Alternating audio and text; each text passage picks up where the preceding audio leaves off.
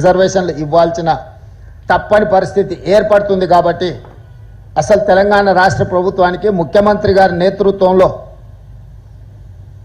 కలిసి ఒక విజ్ఞాపన పత్రాన్ని ఇచ్చి మా పెండింగ్ బిల్లుల అంశాన్ని తేల్చమని ఏదైతే అడుగుతున్నామో మాకు అపాయింట్మెంటే రాకుండా కేంద్ర ప్రభుత్వం నరేంద్ర మోడీ గారు అమిత్ షా గారు అడ్డుకున్నారని ఒక నిర్ధారణకు మా మంత్రివర్గ సహచరులు మా పార్టీ అధ్యక్షుడు వచ్చిండ్రు. అందుకే ఈరోజు 6-7 తారీఖుల్లో ఎప్పుడిచ్చినా మేము మిమ్మల్ని కలుస్తాము, ఢిల్లీలో మీకు అందుబాటులో ఉంటాము అని చెప్పి రాష్ట్రపతి గారికి మేము తెలియజేయడం జరిగింది. అందుకే ఇప్పటి వరకు నిన్న నిరసన కానీ దాదాపుగా 5, 6, 7 తారీఖుల్లో తెలంగాణ రాష్ట్రం మొత్తం కదిలి ఇక్కడికి వచ్చింది. ప్రజాప్రతినిధులు ప్రభుత్వం మొత్తం ఢిల్లీకే వచ్చింది. మంత్రివర్గం మొత్తం ఢిల్లీలోనే రాష్ట్రపతి గారి అపాయింట్మెంట్ కోసం ఎదురు చూస్తున్నాము. దురదృష్టవశాత్తు రాష్ట్రపతి గారి అపాయింట్మెంట్ మాకు దొరకలేదు. ఇది శోచనీయము, ఇది బాధాకరము, ఇది తెలంగాణ ప్రజలకు అవమానకరము. బలహీన వర్గాల హక్కులను కాలు రాయడానికి భారతీయ జనతా పార్టీ మొదటి నుంచి ఇప్పటి వరకు కుట్రలు చేస్తూనే వస్తుంది. ఆనాడు మీకు తెలుసు, మండల్ కమిషన్ నియమించినప్పుడు, మండల్ కమిషన్ ద్వారా ఓబీసీలకు న్యాయం చేయాలనుకున్నప్పుడు కమండల్ కమిషన్ను తీసుకొచ్చింది. రథయాత్ర పేరు మీద దేశంలో ఉద్రిక్త పరిస్థితులను కల్పించి ఆనాటి మండల్ కమిషన్ అమలును అడ్డుకున్నది భారతీయ జనతా పార్టీ.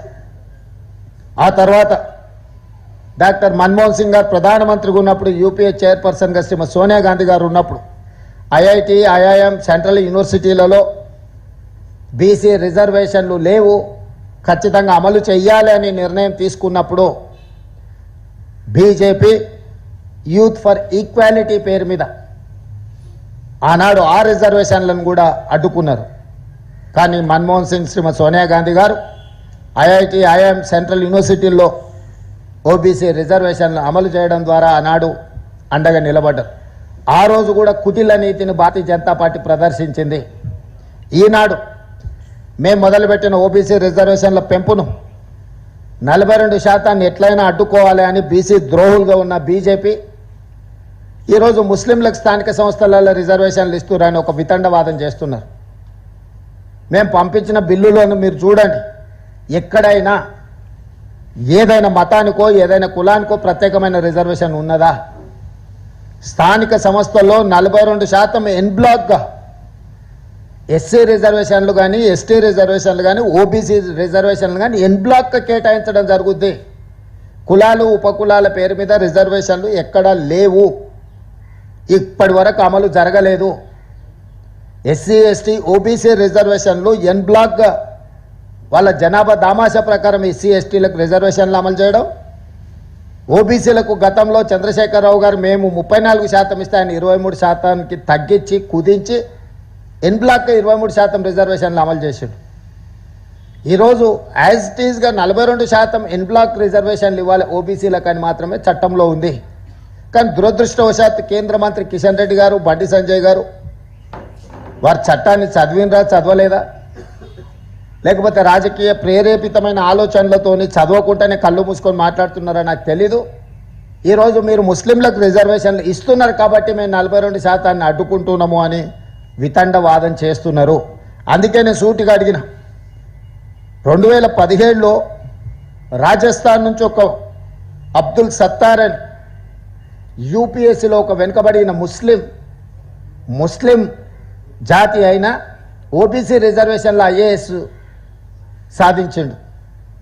అదేవిధంగా 1971 నుంచి నూర్ భాష కానీ, దూదేకుల కానీ, ఇతర వివిధ వృత్తులను చేపట్టే ముస్లింలకు చట్టంలోనే రిజర్వేషన్లు ఉన్నాయి. ఆ రిజర్వేషన్లు మహారాష్ట్రలో ఆర్ఎస్ఎస్ కేంద్ర కార్యాలయంలో మహారాష్ట్రలో ఉన్నాయి, నరేంద్ర మోడీ జన్మించిన గుజరాత్లో ఉన్నాయి, నరేంద్ర మోడీ ప్రాతినిధ్యం వహిస్తున్న ఉత్తరప్రదేశ్లో ఉన్నాయి.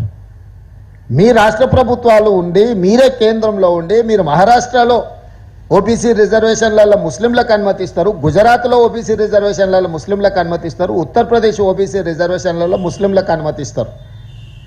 నరేంద్ర మోడీ గారు ఒక అడుగు ముందుకేసి ఆయన ఇంటర్వ్యూలోనే చెప్పాడు, నేను ముఖ్యమంత్రి అయిన తర్వాత గుజరాత్లో రిజర్వేషన్లు పెంచడమే కాదు ముస్లింలకు బీసీ రిజర్వేషన్లు ఇచ్చిన నేను అని నరేంద్ర మోడీ గారు స్వయంగా చెప్పారు. ఇంత స్పష్టంగా వెనుకబాటు ప్రాతిపదికన సామాజిక ఆర్థిక వెనుకబాటు ఆధారంగా రిజర్వేషన్లు నిర్ణయింపబడతాయి, మతాల ప్రాతిపదికన రిజర్వేషన్లు రాజ్యాంగంలోనే లేదు, మేము అలాంటి రిజర్వేషన్లు చేయలేదు అని మేము చెప్తుంటే లేదు లేదు లేదు మీరు ముస్లింలకు రిజర్వేషన్లు ఇస్తున్నాం కాబట్టి మేము అడ్డుకుంటున్నాం అంటారు. ఓబీసీలు అంత అమాయకులేం కాదు, వాళ్ళు చట్టం చదువుకురు, వాళ్ళు జడ్జులైనరు, వాళ్ళు న్యాయవాదులైనరు, వాళ్లకు సామాజిక స్పృహ ఉన్నది. ఈ ఓబీసీ రిజర్వేషన్లు పెంచాలనుకున్న ప్రతి ఒక్కరికి సామాజిక చైతన్యం కలిగిన ప్రతి వాళ్ళు బీజేపీ ఏ విధంగా ఓబీసీ రిజర్వేషన్లను అడ్డుకోవడానికి ముస్లిం రిజర్వేషన్లను అడ్డం పెట్టుకుంటున్నారు. ఇది బీజేపీ అడ్డుకోవడానికి చేస్తున్న ప్రయత్నం. ఇక బీఆర్ఎస్ సికండి పాత్ర పోషిస్తుంది. ఎట్లయినా కాంగ్రెస్ని దెబ్బతీయాలి కాబట్టి మేము బీజేపీతోనే అంటగాగుతాము, మేము కాంగ్రెస్ పార్టీ చేస్తున్న ఏ మంచికి సహకరించము, విధ్వంసపూరితంగా వ్యవహరిస్తున్న బీజేపీకి మేము అండగా నిలబడతామని బీఆర్ఎస్ తయారైంది. సెకండ్ పాత్ర పోషిస్తుంది ఈరోజు బీఆర్ఎస్. ఎందుకు బీఆర్ఎస్ బీజేపీ చేస్తున్న తప్పిదాలను ప్రశ్నించడం లేదు? ఎందుకు నిన్న ధర్నాలో బీఆర్ఎస్కు సంబంధించిన రాజ్యసభ సభ్యులు పాల్గొనలేదు?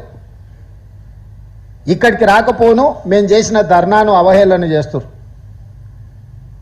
తాటి చెట్టు అట్లా పెరిగితే కాదు, ఆవగించంత అవగాహన కూడా ఉండాలి. చెట్టు లెక్క పెరిగితే ఏం ప్రయోజనం లేదు సమాజానికి, ఆవగించంత అయిన అవగాహన ఉండాలి. మమ్మల్ని బలహీనం చేసేటట్టు మా చేతులు గట్టేసేటట్టు వ్యవహరిస్తుంది బీఆర్ఎస్ తప్ప బీసీలకు ఏమైనా మద్దతుగా నిలబడదామని సోయే లేకుండా పోయింది. ఈ నేపథ్యంలో బీజేపీ బీఆర్ఎస్ ఏ విధంగా అడ్డుకుంటుండ్రో, ఏ విధంగా బీసీ రిజర్వేషన్లను 50% మించకూడదు అని చట్టం చేయడం ద్వారా బీఆర్ఎస్ 42% బిల్లులను ఆమోదించకుండా బీజేపీ, వీళ్ళిద్దరూ బీసీ ద్రోహులుగా బీసీ వ్యతిరేకులుగా తెలంగాణ సమాజం భావిస్తుంది. తాత్కాలికంగా మీరు విజయం సాధించినామని మీరు అనుకుంటుండొచ్చు, కానీ ఏ సమస్యను దీర్ఘకాలికంగా వాయిదా వేసినా అది మిమ్మల్నే బలి తీసుకుంటుంది. ఇప్పటికైనా తక్షణమే ఈ బిల్లులను ఈ ఆర్డినెన్స్ను ఆమోదించాలి, నరేంద్ర మోడీ గారు సూచించాలి. మేము కూడా విజ్ఞప్తి చేస్తున్నాం, మీరు చెయ్యండి. మేమందరం కలిసి వచ్చి ఇక్కడికి వచ్చింది చిత్తశుద్ధితో 42% ఓబీసీ రిజర్వేషన్లు సాధించడానికి రోజు ఢిల్లీకి వచ్చినాము. 3 రోజులు ఇక్కడ ప్రయత్నం చేసినాము, కానీ కేంద్ర ప్రభుత్వం వైపు నుంచి ఏమాత్రం కూడా సహకారం అందడం లేదు. బీఆర్ఎస్ వాళ్ళు పరోక్షంగా నైతిక మద్దతు కూడా బీసీలకు ఇవ్వడం లేదు. వీళ్ళిద్దరు చేస్తున్న దుర్మార్గమైన చర్యల్ని తెలంగాణ సమాజం గమనిస్తుంది. ఖచ్చితంగా క్షేత్రస్థాయిలో వీళ్ళకు గుణపాఠం చెప్పే విధంగా, వీళ్ళు చేస్తున్న తప్పుడు నిర్ణయాలను ప్రశ్నించే విధంగా కాంగ్రెస్ భవిష్యత్ కార్యాచరణ తీసుకుంటుంది. ఈరోజు భవిష్యత్ కార్యాచరణ కూడా వెళ్ళిన తర్వాత పొలిటికల్ అడ్వైజరీ కమిటీ సమావేశాన్ని ఏర్పాటు చేసి ఏ విధంగా ముందుకు వెళ్ళాలి, ఏ రకమైన ఒత్తిడి తీసుకురావాలి, చట్టపరమైన న్యాయపరమైన ప్రజాక్షేత్రంలో తీసుకోవాల్సిన కార్యాచరణ మీద హైదరాబాద్కు వెళ్ళి పిఏసీ సమావేశాన్ని ఏర్పాటు చేసి భవిష్యత్ కార్యాచరణను నిర్ణయించడం జరుగుతుంది.